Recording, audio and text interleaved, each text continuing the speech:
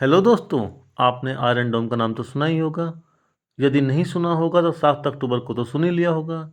7 अक्टूबर को क्या हुआ था?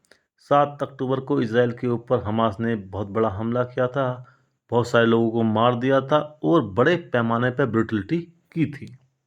उस समय चर्चा का विषय था कि आखिर आयरन डोम कैसे फेल होगा, इज़राइल का दुनिया का सबसे उन्नत एडवांस डिफेंस सिस्टम कैसे एक्सपोज हो गया। उस समय तो आपने आयरन डोम का नाम तो सुन ही लिया होगा। खैर दोस्तों, आज की सीरीज में मैं आपको आयरन डोम के बारे में बहुत कुछ बताने वाला हूँ, लेकिन उससे पहले मैं आपका अपना मोहंती यादव आपके अपने YouTube channel and Indian updates पर आपका हार्दिक स्वागत और अभिनंदन करता हूँ। दोस्तों, आगे बढ़ने से पहले अनुरोध है कि आप मेरे चैनल को सब्सक्राइब और वीडियो को लाइक करें ताकि मुझे आपके लिए नई नई वीडियो बनाने की प्रेरणा मिलती रहे। दोस्तों, अब बताता हूँ आयरन डोम के विषय में।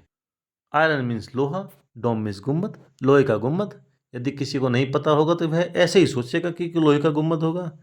नहीं दोस्तों, यह लोहे का गुम्बद ना होगा, एक all weather mobile Israel air defence system है जो कि इजराइल की रक्षा करने के लिए राफेल एडवांस डिफेंस सिस्टम्स और इजरायली एयरस्पेस इंडस्ट्री और कुछ यूएस के सपोर्ट की सहायता से बनाया है। इसमें कन्फ्यूज होने की ज़रूरत नहीं है कि ये राफेल एडवांस डिफेंस सिस्टम वही है जिसने हमारे लिए राफेल फाइटर बनाए हैं। नहीं दोस्तों, यह कंपनी इजराइल की एक सरकारी कंपनी है जो रक्षा मंत्रालय के अंतर्गत काम करती है, जबकि राफेल फाइटर बनाने वाली कंपनी डसाल्ट एविएशन है जो फ्रांस की कंपनी है। इसके अलावा इजराइल एयरस्पेस इंडस्ट्रीज, यह भी इजराइल की कंपनी है जो कि रक्षा और नागरिक दोनों किस्म के विमानों की आपूर्ति करती है। दोस्तों, इसको बनाने की सबसे ज़्यादा जरूरत तब महसूस हुई थी जब 2006 में इसराइल और हिजबुल्लाह के बीच में एक अच्छा खासा कन्फ्लिक्ट हुआ था और हिजबुल्लाह ने बड़े पैमाने पर रॉकेट अटैक इसराइल के हैफा शहर के ऊपर किए थे, जहां इसराइल के 44 नागरिक मारे गए थे और इसराइल को लाखों नागरिकों को उस शहर से रिलोकेट करना पड़ा था। उसके बाद एक ऐसे सिस्टम की ज़रूरत थी जो दुश्मन देशों से आने वाले या दुश्मन की तरफ से आने वाले रॉकेट्स, आर्टिलरी सेल्स, मिसाइल्स आदि को, यानी किसी भी तरह के एयर अटैक को रोक सके।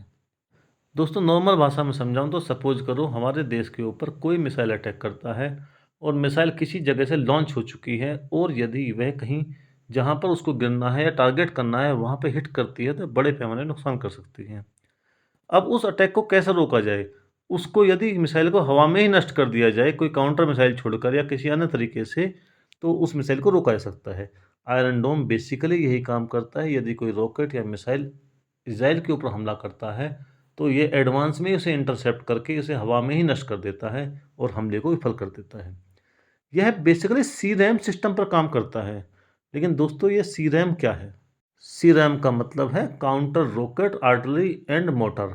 अब तो आप समझ ही गए होंगे सी-रैम क्या है। और यह एक शोर डिफेंस सिस्टम है जो 4 किलोमीटर से 70 किलोमीटर की दूरी से लॉन्च होने वाले किसी भी आर्टिलरी सेल, रॉकेट, मोटर या मिसाइल वगैरह के लिए काम में आता है। सन 2011 में इसको बना लिया गया था और इसे ऑपरेशन में लाया गया था।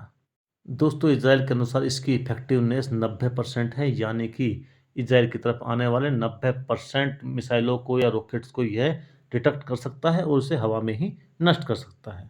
इसमें एक काबिलियत और भी है कि यदि कोई रॉकेट या कोई इस तरह का हथियार जैसे मिसाइल अगर वगैरह इजराइल के ऊपर हमला कर रहा है और उसका टारगेट कोई नागरिक ठिकाना है, तो यह उसको नष्ट करता है। और यदि उसका टारगेट कोई ऐसी खाली जगह है जहां पर इजराइल को कोई खास नुकसान नहीं होने जा रहा है, तो यह उसको इंटरसेप्ट तो कर लेगा, लेकिन उसे नष्ट नहीं करता है, बल्कि उसे उसके पॉइंट ऑफ टारगेट पर गिरने देता है, उसे सेल्फ नष्ट होने देता है। लेकिन दोस्तों, इतना इफेक्टिव सिस्टम होने के बावजूद भी इजराइल पर हमला हो गया और हजारों इजरायली मारे गए। इसके जवाब में इजराइल के लेफ्टिनेंट कर्नल जोनाथन कॉन्जिकस ने कहा है कि यदि यह सिस्टम ना होता तो मरने वालों और घायल होने वाली संख्या कहीं ज़्यादा होती जितने की अब हुआ है, यानी कि ये सिस्टम अपने टेस्ट में पास हुआ है और इजराइल की इसने रक्षा की है।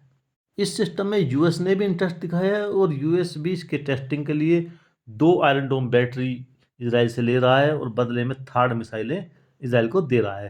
थर्ड मिसाइलों का मतलब है दोस्तों terminal high altitude area defence missiles.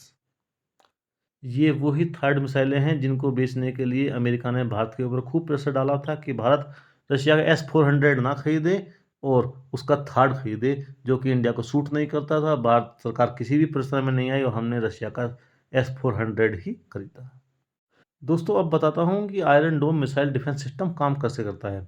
दोस्तों यह बेसिकली 3 कंपोनेंट्स पर काम करता है, जिसमें कि पहला कंपोनेंट है डिटेक्शन और ट्रैकिंग रडार। इसका प्रमुख काम होता है कि जिस जगह से कोई भी रॉकेट लॉन्च हुआ है उस जगह की पहचान करना और वह किस ट्रैक से आ रहा है, उसकी ट्रैजेक्टरी क्या है, यानी कि वो किस रास्ते को यूज कर रहा है, उसकी पहचान करना।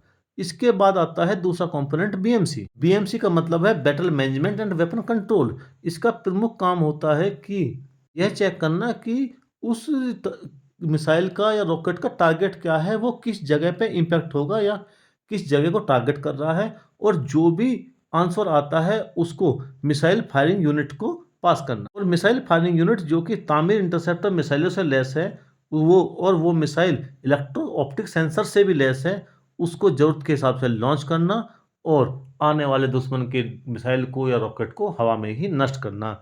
ये बेसिकली इन तीनों कंपोनेंट पे काम करता है। ये तीनों कंपोनेंट काम करने के लिए एक ही जगह पर प्लेस होते हैं।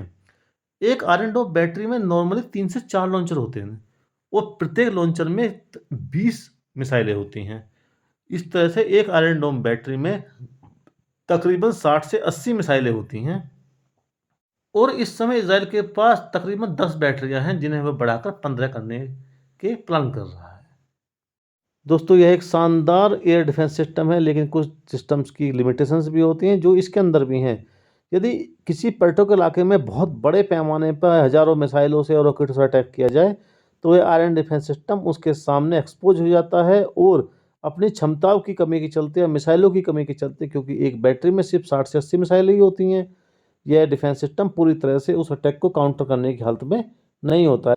लेकिन यह तो हर चीज़ के विषय में होता है कि यदि क्षमताएं कम हैं, दुश्मन ज़्यादा है, तो अपना आप ही आप कमज़ोर पड़ जाओगे। लेकिन इन सब के बाद भी एक शानदार डिफेंस सिस्टम है जिसे डेवलप करने के लिए इंडिया भी प्लान कर रहा है, जिसके विषय में मैं आपको आने वाली सीरीज में बताऊंगा। खैर वीडियो को लंबा ना करते हुए दोस्तों, मैं इस वीडियो की यहीं पर समाप्ति की घोषणा करता हूँ। यदि आपकी कोई क्वेरी हो तो आप मेरे कमेंट सेक्शन में कमेंट करके क्वेरी पूछ सकते हैं। जय हिंद दोस्तों, वंदे मातरम, भारत माता की जय।